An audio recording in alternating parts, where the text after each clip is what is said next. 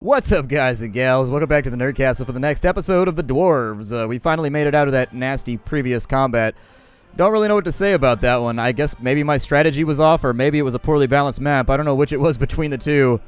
But we pushed our way through and we survived the fight. Finally, we made it through. I mean, that took me a good hour or two to clear of trying different strategies. I mean, that was like my fourth attempt at running straight through, and we finally got one that worked. Crazy. Absolutely crazy. But welcome back on in. Rodario is leveled up.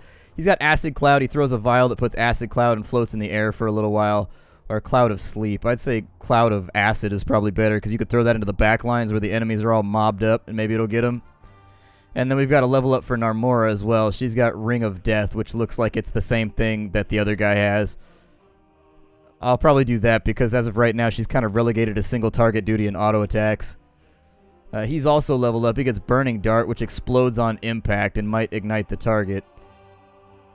Or not. Okay, that's fine. Yeah, it doesn't look like I can take it. Alright. That's fine. 45 provisions, 700 gold, a big healing potion, and a flawless pearl. Sounds good to me.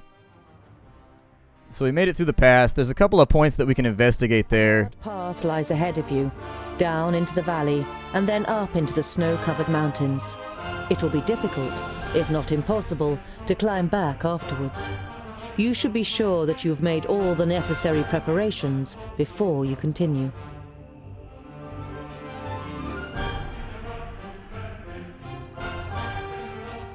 We'll just keep on trucking. I think we'll be alright. We finally broke through. A large frozen lake surrounded by a thick pine forest. The quickest way would be to walk straight over the ice, but you don't know how stable it is. The detour through the forest would be safer, but would also take much longer. Let's go ahead and we'll go through the woods and around the lake. The snow between the trees is deep, and you make very slow progress.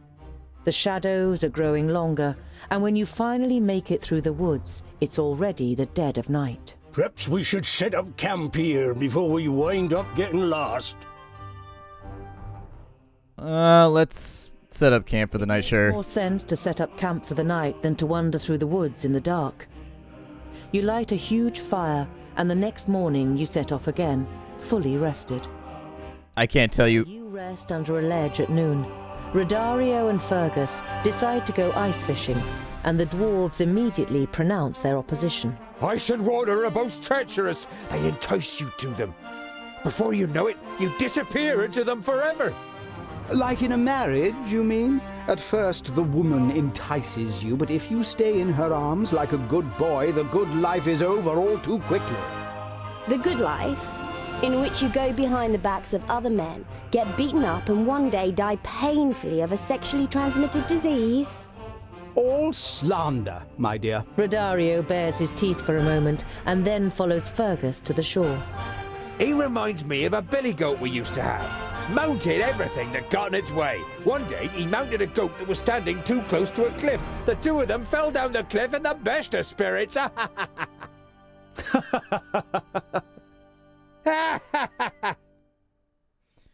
Yeah, Rodario seems like the kind of guy who has syphilis. It snows all day, and the cold wind continues to get stronger. The dwarves trudge stubbornly on, but at some point Fergus can take it no longer. Oh, we are walking right into the eye of a blizzard. We have snowstorms in the Brown Range, too. If you get caught in a storm while hunting, you simply wait it out in a snow cave. The blizzard will be on us before we can build a snow cave. We should look for a sheltered spot and light a fire.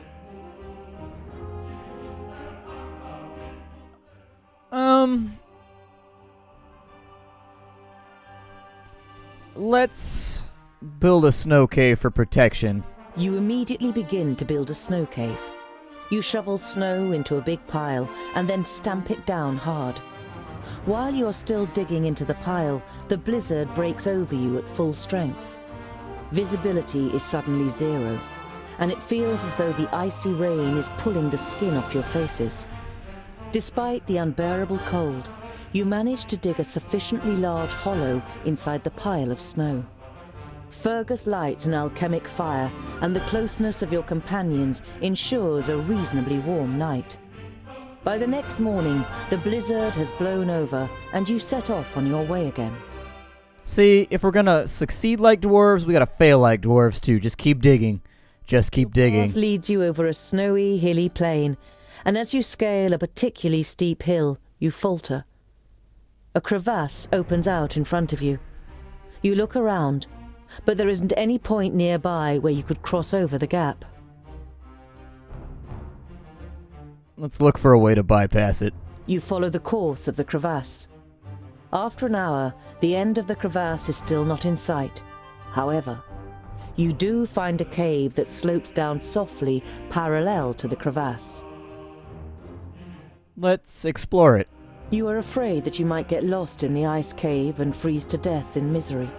But ultimately, your curiosity is rewarded. You find after an hour's search a winding passage that leads you to a large chamber. You walk ahead with your torch outstretched and see a shadow in the ice. You step backwards in shock as you realize that it's the body of a frozen human. Something glittering in the floor grabs Goimgar's attention. An ornamented gold shield. Part of it is frozen into the ice, but it should be easy to free. Pure gold! This thing must be worth quite a bit, though it would be completely useless in a fight. Wouldn't that be like tomb raiding? Your companion doesn't answer. Bring it. You allow Goimgar to free the shield from its icy prison. After you've had a look around the rest of the chamber and taken a short break, you look for a way back up to the surface. You are able to continue on your way without any further delay.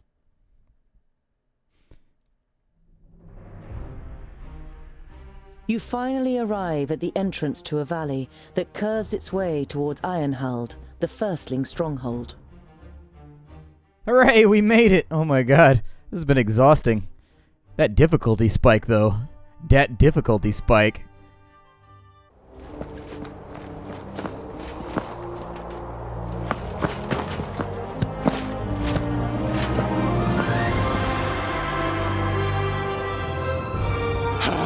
By Vracus, we've done it! Get down!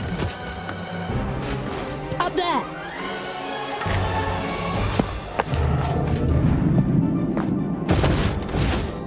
Run! I can't maintain the spell for long! Put him on Goimgar's shield. To the gate. Quick!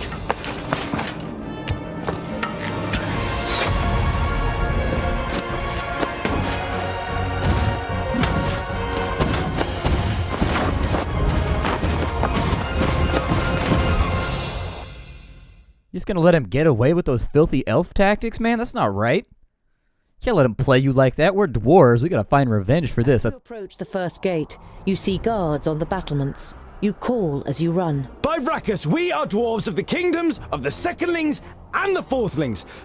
Open the gate! Their leader gives orders that you cannot hear, but moments later, the gate opens up for you. Report back! Man the walls and the defences! The guards follow the orders immediately. Who are you that lead the Alpha to our door? How dare you speak to us like that? Dwarf who seems to have no name? Boindale steps forward before you can stop him. I am Boindle Doubleblade, a child of the smith of Burrowin folk. And that is my brother Boindal, who needs a healer immediately. The commander pulls down his scarf, and his face leaves you speechless. Only a dwarf could make such a fuss. Ballandr Steelfinger. I protect the main gate of the firstlings, therefore it is my duty to regard all guests precisely before I invite them in. But you are a woman.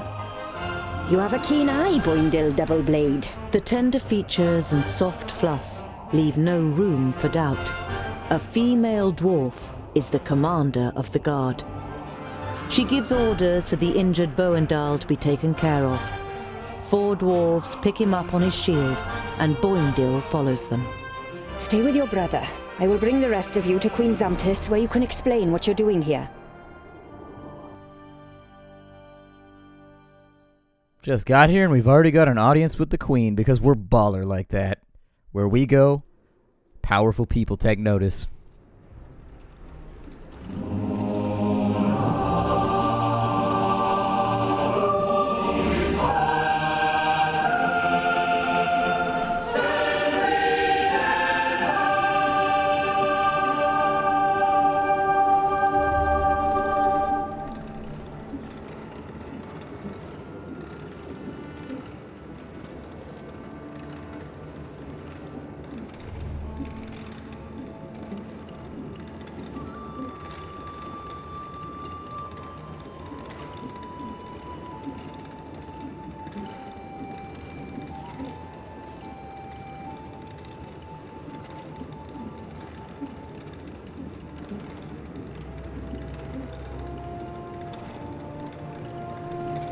Come closer, and be welcome to the kingdom of the firstlings. I am Tungdil Goldhand of the Fourthling Kingdom. You introduce your companions one by one, not forgetting to mention the twins and the Mager too. You then explain the reason for your visit. You report on the advance of the Perish land, the death of the Magi, and the dispute about the next High King.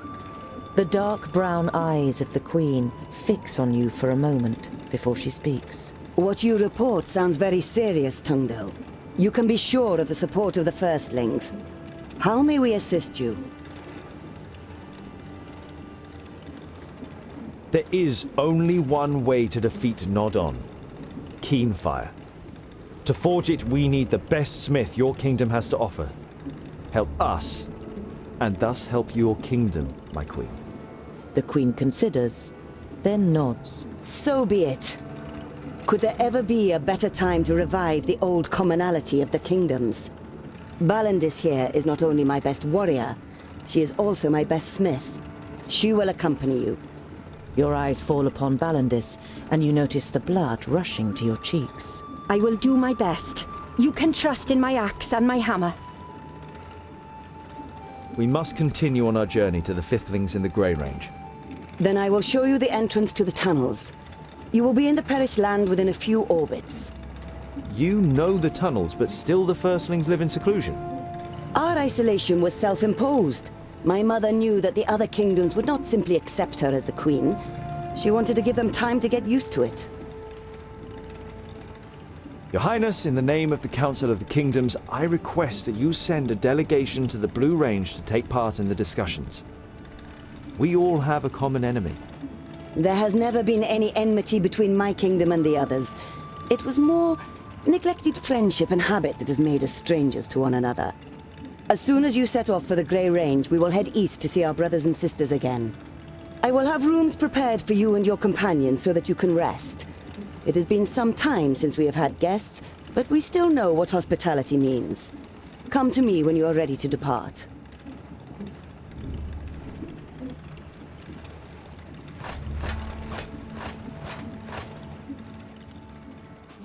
All right. Well, let's just have a little look around here. So this takes me up to the throne room.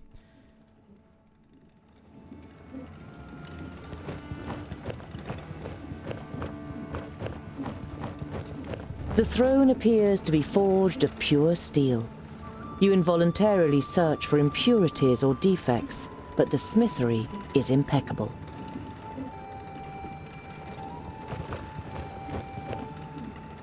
Greetings, Queen Zamtis. The Queen bows her head slightly, prompting you to speak. Please excuse me for asking, Your Highness, but how is it that a queen is sitting on the Firstling throne? The Queen smiles. She has clearly been expecting the question. It began with an argument. My father valued my mother's advice, but disputed her ability to lead the kingdom. This frustrated her, and she demanded the chance to prove the contrary. In the end, they agreed that my mother would govern the Firstlings for 14 orbits. And during this time, there was an attack by trolls, and my mother put them to flight with cunning and bravery. When my father demanded the throne again, she defied him, and the clans followed her.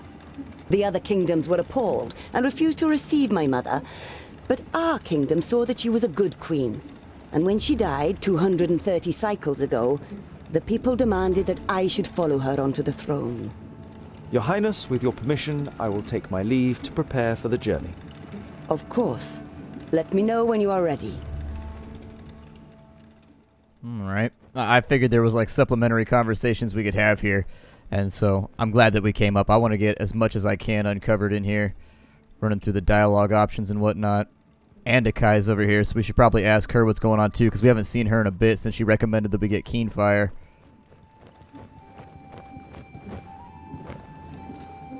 Ah, Tungdil. I was wondering when you would pay me a visit. I thank you, and Jaroon, you appeared at the right moment. May I, ask why? It was down to you. Your speech about the responsibility I owe to my realm. Lot Yonam was a good teacher. Her face darkens when she thinks of her old companion. There are 100 reasons that Nodon deserves to die.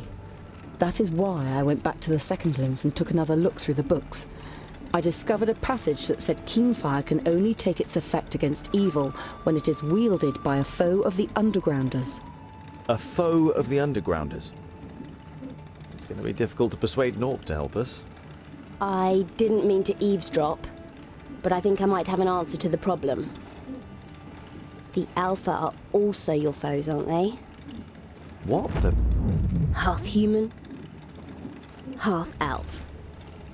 My mother bequeathed me her gifts and her weapons. I got very little from my father, but his eyes are an advantage.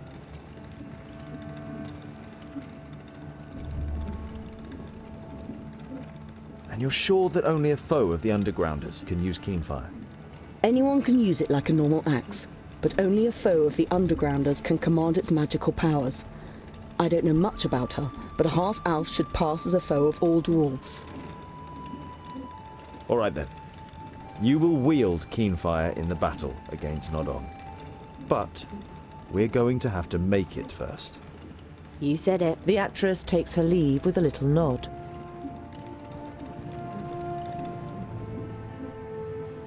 How are things with Jarun? Could you help him? He's doing well. He should be back to full strength after some rest. You still don't know what kind of being is hidden under the armor, but the Maegar's powers seem to have done a good job. The Firstlings have offered to improve his armor, and when one of the best smiths in Girdlegard offers something like that, you should definitely take them up on it. How are you and your powers? You look a little exhausted. I won't lie to you. It has already been too long since I was in a place where I can draw new strength. My power is trickling away like water from a leaky pipe. Is that perhaps a way to weaken Nodon? No, I wouldn't count on that. Even if we could keep him away from the magical realms, the being that lives within him has given him unknown powers. How was Sinthras able to overcome your shield? Can Alfar use magic? No, certainly not. I don't know much about their people, but I think they have innate powers. Conjuring darkness, extinguishing fire, changing dreams. Little things that fill humans with fear and ensure the potency of terrifying legends about their people. Sinthrast used a trick, not a spell. We killed 2 Alfar near Sovereignstone. They had crystals on them which they had received from Nod-On to protect them from the spells of the Magi. He must have used a stone like that. Take some rest. And I hope you'll still be here at dawn. The Maegar gives you a reproachful look. Don't worry. We'll stand by you until this expedition has reached its destination. It feels good having the Maegar and her companion at your side again. Yeah, we could always use more friends to eat our food. That's always the best. Man, this dude growing fatty mushrooms over here. Can you imagine tripping balls in the middle of just like a dwarf kingdom? He's like, whoa, everything is so geometrical. It's all so perfect. It's so flowy. Flowy. And I'm sure Boindil and his brother are going to be in here. Oh, and there's Radari and Fergus over here. Lots of conversations to be had. I like to think that I run a channel where we have lots of conversations between you and I, between us and characters. I don't like to leave dialogue behind. That's just me personally. I'm not that guy.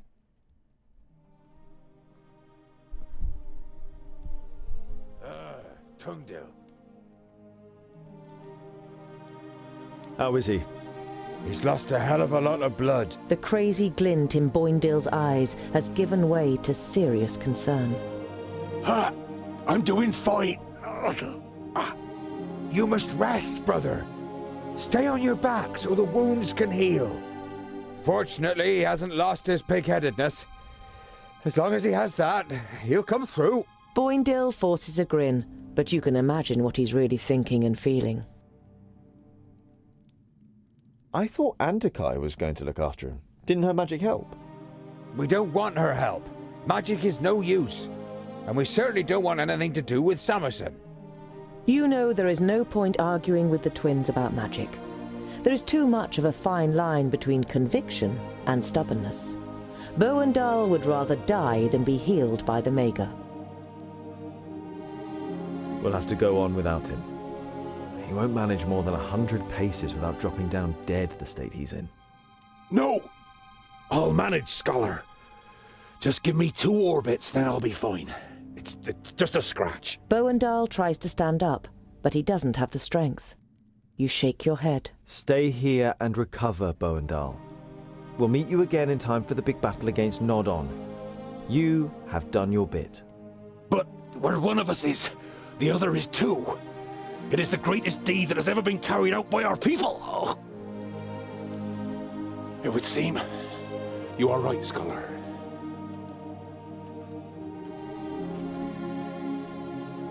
We'll be separated for the first time in our lives. I will miss you by my side in battle. The first 100 runts will be for you. You will have to protect him and the others on your own now, brother. Don't take on too much, and rein in your frenzy. You must control your anger better than you usually do. Promise me. I promise. Tears run down the bearded cheeks of the 2 twins. They have never had to part like this before. Bromance. It's in the air. Final Fantasy 15 has stirred something in all of us. As men, we all just want to drive around in cars and hang out with each other now. It is what it is.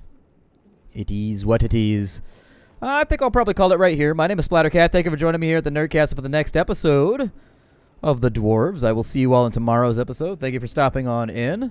It seems like we might be finishing the game soon. I don't know. It looks like we're getting to the end of the talent tree, so I assume it probably won't extend much further past that. I heard rumors that the game's only like 7, 8 hours long. I thought this was going to be like a proper, like, big-ass CRPG, but seems like we're getting towards the end of it. I will see you all when next we meet. Thank you for stopping on in. It's always a pleasure and a privilege to have you join me for a little bit of video gaming. Bye, everybody. Hi-do.